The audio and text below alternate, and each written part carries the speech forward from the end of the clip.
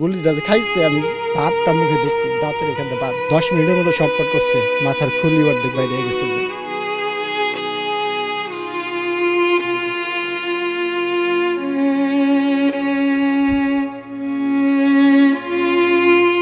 কোটা সংস্কার আন্দোলন চলাকালে পুলিশের গুলিতে নিহত হন পান বিক্রেতা আবু সাইদ।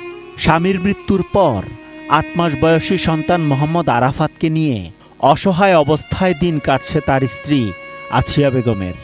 সদ্য বিধবা আসিয়া জানান, দোকানের মালামাল কিনতে গিয়ে রাজধানীর মোহাম্মদপুরে পুলিশের নিষ্ঠুর বুলেটে প্রাণ হারান তার স্বামী। মাথা ক্ষতবিক্ষত হয়ে ঘটনাস্থলেই মৃত্যু হয় আবু সাইদের। এখন দিনের বেশিরভাগ সময় নিহত স্বামীর শার্ট প্যান্ট আঁকড়ে ধরে কান্নায় ভেঙে পড়েন আসিয়া বেগম।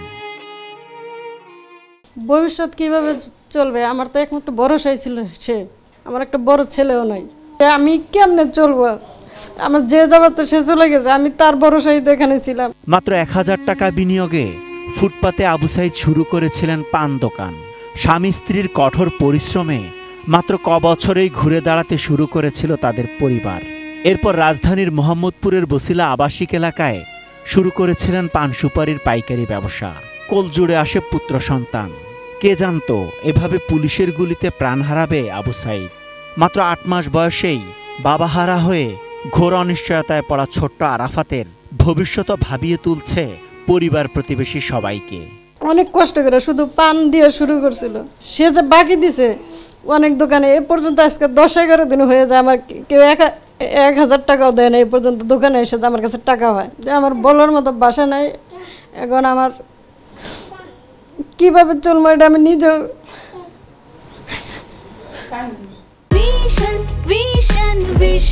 100% কপার কন্ডেন্সারে তৈরি ভিশন ফ্রিজ, তাই গুণে মানে অটুট থাকে বছরের পর বছর। গত 19 জুলাই শুক্রবার গুলিতে নিহত আবু সাইদের স্ত্রীর ছোট ভাই দেলোয়ার হোসেন খবর পেয়ে মরদেহ আনতে ছুটে গিয়েছিলেন ঘটনাস্থলে।